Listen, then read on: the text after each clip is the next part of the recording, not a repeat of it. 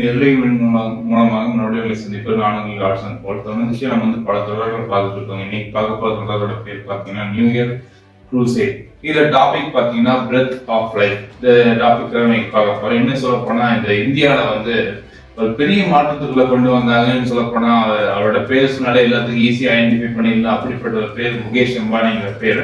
அவர் பெரிய business man. அவர் என்ன பண்ணாருன்னா இந்தியா ஒரு பெரிய ரெவல்யூஷனரி விதத்துல ஒரு எவல்யூஷன் என்ன பண்ணாருன்னா இங்க இந்தியாவில பிளேஸ் பண்ணாரு. அவரோட பேர் சொல்லும்போது நம்ம டக்குன்னு ஞாபகம் வர அளவுக்கு என்ன பண்ணாருன்னா ஒரு பெரிய லேண்ட்மார்க் செட் பண்ணி விட்டாரு. அவர் அப்படி ஒரு பெரிய ஆப்ரேட்டரா இன்னைக்கு என்ன இருக்குன்னா அந்த அலையன்ஸ் குரூப்பே மாறி இருக்குன்னு சொல்லலாம். இந்த விஷயத்த பார்க்கும்போது இவர் கொண்டு வந்த ஒரு அதிசயமான திட்டம், பெரிய திட்டத்தை கொண்டு வந்தா திட்டத்தோட திட்டம் தான் என்ன பண்ணுச்சு, இந்தியா பெரிய பேசும் பொருளா மாறிடுச்சு.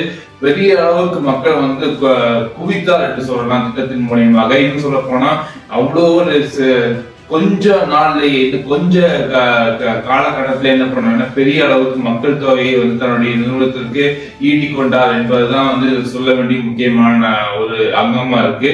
இன்னும் இதனுடைய முக்கியத்துவத்தை பாத்தீங்கன்னா இது மட்டும் இல்லாம என்ன பண்ணாங்கன்னா டேட்டா ரொம்ப காசு ஃப்ரீ ஆஃப் காஸ்ட்ல கொண்டு கொடுத்தாரு. மக்கள் ஈஸியா ஆக்சஸ் பண்ற அளவுக்கு, மக்களால எவ்வளவு முடியுமோ அந்த அளவுக்கு ஆக்சஸ் பண்ணிக்கிறாங்கிற அளவுக்கு என்ன பண்ணாங்க ஃபர்ஸ்ட் கொண்டு இன்னும் டேட்டா பிளான்ஸ் ரொம்ப அளவுக்கு கம்மி பண்ணி கொடுத்தாரு. இது மூலியமா ஒரு இன்டர்நெட் உலகத்திலேயே பெரிய புரட்சிகரமான ஒரு பெரிய விஷயத்தை பண்ணாரு. அது வரைக்கும் இந்தியா முன்னாடி இன்டர்நெட் யூசேஜ்ல பாத்தீங்கன்னா அந்த அளவுக்கு பெரிய வேகத்தை எடுத்து இன்னும் சொல்ல போனா பெரிய வளர்ந்த நாடுகளுக்கு மத்தியில இந்தியாவும் ஒரு முக்கியமான நாடாக இன்டர்நெட் பயன்பாட்டு பெரிய நாடாக வளர்ந்த அளவுக்கு இன்னைக்கு ஜியோக்கு பெரிய ஒரு முக்கியமான ஒரு பங்கு இருக்குன்னு சொல்ல முடியும். இன்னும் சொல்ல போனா இவங்களுடைய வாழ்க்கை இந்த ஜியோ இந்த இதை என்ன பண்ணுச்சுன்னா இவருடைய வாழ்க்கைக்கு இன்னும் சொல்ல போனா முகேஷ் அம்பானியோட வாழ்க்கையில அவருடைய கரியர்ல பெரிய மைல்ஸ்டோனா பதிக்கத்தக்க விதமாக என்ன பண்ணுச்சுன்னா இந்த இன்டர்நெட் யூசேஜ் மாற ஆரம்பிச்சு. இதுல பாத்தீங்கன்னா இந்த இன்டர்நெட் பாத்தீங்கன்னா இன்னைக்கு ஆக்சஸ் அதிகமா இருக்குங்க. ஆனா ஒரு காலகட்டத்துல பாத்தீங்கன்னா அந்த ஆக்சஸ் அந்த அளவுக்கு இல்ல. ஒரு குறிப்பிட்ட நபர்களால் மட்டுமே சொல்ல போனா அரசாங்க உத்தியோகத்தில் இருக்கிறவர்கள் சொல்ல போனா முக்கியமான இடத்துல இருக்கவங்க மட்டும்தான் ஆக்சஸ் பண்ற அளவுக்கு இருந்துச்சு. இன்னும் சொல்ல போனா முக்கியமான ஃபோர்ம்ஸ் இண்டஸ்ட்ரீஸ் அந்த மாதிரி இருக்கும், அங்க மட்டும் இந்த இன்டர்நெட் யூசேஜ் எல்லாம் இருக்கும். இன்னும் சொல்ல போனா அதோடைய லிமிடெட் ஸ்பேஸ் இருந்துச்சு. எப்படின்னு பாத்தீங்கன்னா மெயில் பண்ணலாம், சர்ச்சிங் பண்ணலாம், இவ்வளவுதான் இந்த இன்டர்நெட் யூசேஜ் என்னாச்சுன்னா பெரிய அளவுக்கு போயிருக்கு. அந்த காலகட்டத்தில் பாத்தீங்கன்னா இந்த அந்த அளவுக்கு பப்ளிக் சர்வீசஸ்க்கு பெரிய அளவுக்கு கொண்டு வரல. ஆனா இதனுடைய பயன்பாட்டுடைய முக்கியத்துவத்தை அறிந்த மக்கள் என்ன பண்ணாங்க, பப்ளிக் சர்வீஸ் கொண்டு வரணும்னு பார்த்தாங்க. பப்ளிக் சர்வீஸ்ல வந்துச்சு. வரும்போது கூட பாத்தீங்கன்னா டேட்டா ஸ்பீடு அதெல்லாம் கம்பேர் பண்ணி பார்க்கும்போது ரொம்ப கம்மி தான். இன்னும் சொல்ல போனா அதோடைய டேட்டா ஸ்பீடு இன்க்ரீசஸ் அதெல்லாம் பார்க்கும்போது ரொம்ப மக்களுடைய அளவுக்கு ஒரு பெரிய ஒரு தாக்கத்தை ஏற்படுத்தல. அப்ப அந்த காலகட்டத்தில் பாத்தீங்கன்னா டேட்டா அதெல்லாம் நீங்க யூஸ் பண்ணணும், நெட் யூஸ் பண்ணணும் அப்படின்னு பாத்தீங்கன்னா நீங்க நெட் கஃபே போகணும். இன்னும் சொல்ல போனா ப்ரௌசிங் சென்டர்ஸ் நீங்க போகணும். அதுல போய் நீங்க நெட் யூஸ் பண்ணீங்கன்னா அதுக்கு இவ்வளவு amount of charges 1 hours 2 hours நீங்க யூஸ் பண்ணீங்கன்னா அதுக்கு நீங்க இவ்வளவு அமௌண்ட் ஆஃப் சார்ஜஸ் அவங்களுக்கு கொடுக்கணும். அதுக்கு மெயினா கம்ப்யூட்டர் தேவைப்படுது, சிபியூஸ் தேவைப்படுது. இந்த மாதிரியான நிறைய ப்ராசஸ் இருந்தா மட்டும்தான் நீங்க இன்டர்நெட்டை ஆக்சஸ் பண்ண முடியுங்கிற அளவுக்கு இருந்துச்சு. இன்னும் சொல்ல போனா மொபைல்ஸ் இருந்துச்சு. ஆனா அந்த அளவுக்கு வசதியான மொபைல்ஸ் இல்ல. அது இன்டர்நெட் ஈஸியா ஆக்சஸ் பண்ற மாதிரிலாம் இல்ல. அப்படி இருந்த ஒரு பெரிய ஒரு இன்டர்நெட் ப்ராசஸ் என்ன ஆகுதுன்னு பாத்தீங்கன்னா காலப்போக்கில் வரும்போது என்ன ஆகுதுன்னு பாத்தீங்கன்னா கொஞ்சம் கொஞ்சமா டெவலப்மெண்ட் ஆகி மக்களுக்கு இன்றைக்கு இருக்கிற அளவுக்கு வளர ஆரம்பிச்சு. அதோடைய வளர்ச்சியை பாத்தீங்கன்னா பூதாகரமான வளர்ச்சியை வளர ஆரம்பிச்சு.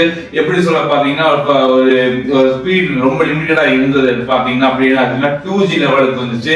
அதுக்கப்புறம் 3G லெவலுக்கு வந்துச்சு. அதுக்கப்புறம் பாத்தீங்கன்னா 4G அப்படிங்கிற லெவலுக்கு அதுல இருந்து அப்படி என்ன ஆகுதுன்னா இன்னைக்கு 4G தாண்டி ஆயிட்டு இருக்குன்னா 5G, அந்த 5G ல இருந்து 6G ரிசர்ச் பண்ணிட்டு இருக்காங்க. இந்த அளவுக்கு ஸ்பீடு அதிகமாக ஆரம்பிச்சு. அப்லோடிங் டவுன்லோடிங் எல்லாம் பாத்தீங்கன்னா இன்னைக்கு வேற லெவல்ல போயிட்டு இருக்குது.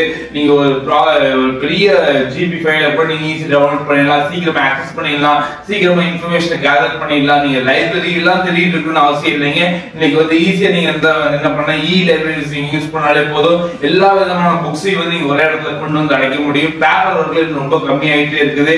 எல்லா விதமான கவர்மெண்ட் செக்டரா இருந்தாலும் சரி, பிரைவேட் செக்டரா இருந்தாலும் சரி, எஜுகேஷன் சிஸ்டம் இருந்தாலும் சரி, அட்மினிஸ்ட்ரேட்டிவ் சிஸ்டமா இருந்தாலும் சரி, எல்லா சைட்லயுமே இன்டர்நெட் கொண்டு வந்துட்டாங்க. இந்த இன்டர்நெட் பாத்தீங்கன்னா இதோட நிக்கல. இன்னும் என்ன ஆயிட்டு இருக்குன்னா அன்றாட வாழ்வுல பெரிய ஒரு முக்கியத்துவத்தை கொண்டு வந்திருக்காங்க. அன்றாட வாழ்வுக்கு ஒரு பிரெத் ஆஃப் லைஃப் அப்படிங்கிற அளவுக்கு என்ன ஆயிடுச்சுன்னா இன்னைக்கு இன்டர்நெட் அமைய அமைச்சு. ஆனா இன்னைக்கு இன்டர்நெட் இல்லைன்னா இந்த உலகமே வியங்குமா அப்படிங்கிற அளவுக்கு என்ன ஆயிருக்குன்னா பெரிய ஒரு தாக்கத்தை ஏற்படுத்திருக்கு. இதே போல இன்னைக்கு பாத்தீங்கன்னா ஹோலி ஸ்பிரிட் அப்படிங்கிற ஒரு கான்செப்ட் பைபிள் இருக்குங்க. அந்த பைபிளுக்கான கான்செப்ட் என்னன்னு பாத்தீங்கன்னா அதாவது பிரெத் ஆஃப் லைஃப் பைபிள் நம்மள ஐடென்டிஃபை பண்ண வைக்குது. இந்த பிரெத் ஆஃப் லைஃப் நமக்குள்ள இருக்கும்போது பெரிய பெரிய காரியங்கள் நம்மளால செய்ய முடியும் சொல்லி காமிக்குது. எப்படின்னு பாத்தீங்கன்னா ஓல்ட் டெஸ்டமென்ட் எடுத்து பாருங்க, பழைய ஏற்பாடு எடுத்து பாருங்க. இந்த ஆவியானது இதுதான் பரிசுத்த ஆவின்னு சொல்லுவாங்க தமிழ்ல. இன்னும் சொல்ல போனா தூய ஆவின்னு சொல்லி சில பேர் இவர் அழைப்பாங்க.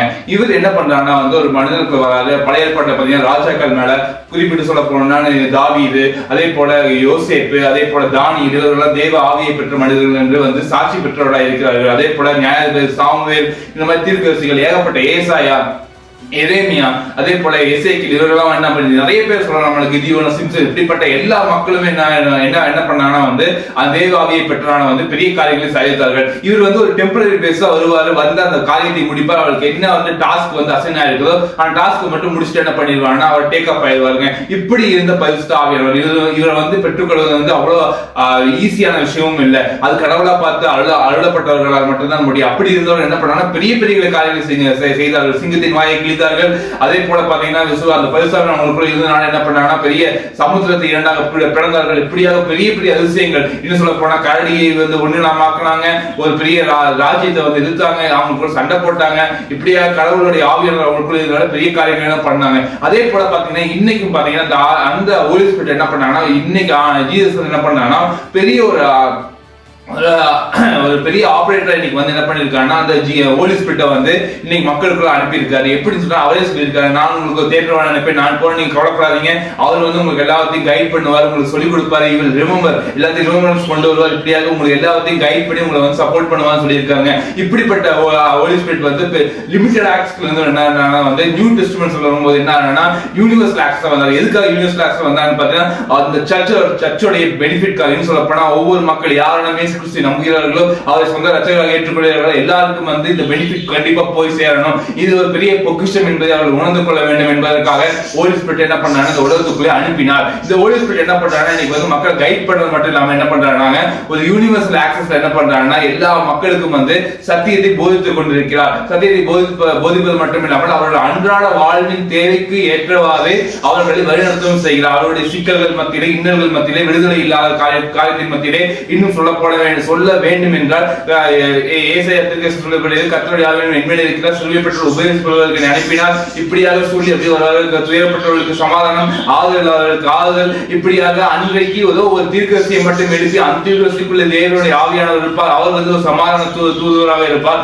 ஆனால் இன்னைக்கு அப்படி இல்லை. இன்னைக்கு அந்த ஆவியானவர் பெற்ற எல்லாருமே என்ன மாறி இருக்கிறது என்றால் உங்களுக்குள்ள இந்த ஆவியானவர் இருக்கும்போது நீங்கள் விசுவாசிக்கும் பொழுது, இயேசு கிறிஸ்து விசுவாசிக்கும் பொழுது அந்த ஆவியானவர் உங்களுக்குள்ளே வருகிறார். அப்போ அந்த அதன் பின்னால் என்ன நடக்கிறது பார்த்தீங்கன்னா அந்த ஆவியானவர் உங்களுக்குள்ளே இருந்து நீங்கள் நினைத்து பார்க்கிற அளவிற்கு, நீங்கள் நம்ப முடியாத அளவிற்கு கடவுளுடைய சித்தத்தை நீங்கள் புரிந்து கொள்ளும் பொழுது உங்களுடைய வாழ்க்கையிலே பெரிய விதமான காரியங்கள் செய்ய வல்லவராக இருக்கிறார். நீங்க நினைச்சே பார்க்க மாட்டீங்க இப்படி நடந்துட்டு. ஆனா அந்த அளவுக்கு நீங்க பெரிய அளவுக்கு பெர்ஃபார்ம் பண்றதுக்கு எல்லாமே உங்களால முடியாதுங்க. ஆனா அவர் உங்களுக்குள்ள இருக்கும் பொழுது எல்லாவற்றையும் சாத்திய காரியங்களாக மாற்ற அவரால் இயல முடியும். நீங்க எங்கெல்லாம் நீங்க தோல்வி அடைச்சிட்டீங்க அப்படிலாம் நினைக்கும் போது அப்படிதான் இருந்தவங்களையும் கூட என்ன பண்ணாங்க ஹோலி ஸ்பிரிட் பழைய ஏற்பாடுல பெரிய அளவுக்கு மாத்தினாரு. இன்னைக்கு அதே போல யூனிவர்சல் ஆக்சஸா இருக்காரு. இந்த நியூ இயர் பிகினிங் நான் உங்களுக்கு சொல்றேன், அந்த பிரெத் ஆஃப் லைஃப் எடுத்துக்கோங்க. அன்னைக்கு ஆதாம் இறந்து போன அந்த பிரெத் ஆஃப் லைஃப் என்ன பண்ணாங்கன்னா இயேசு கிறிஸ்து மறுபடியும் மீட்டு கொடுத்தாரு. அந்த பிரெத் ஆஃப் லைஃப் உங்களை வெட்கப்படுத்தாது. அந்த நம்பிக்கை ஒரு காலம் உங்களுக்கு வீணாக போக வைக்க விடாது.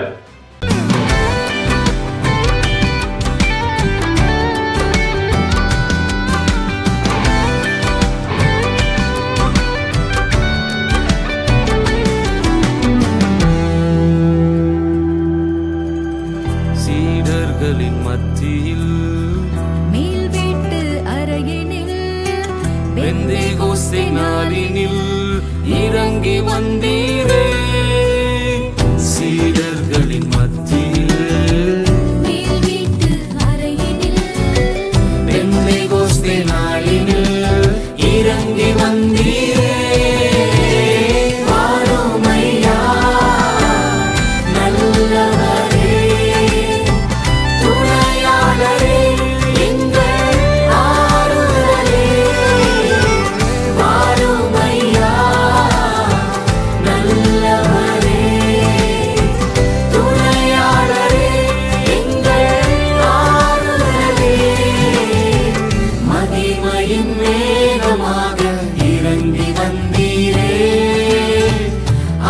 பரிப்பு கூட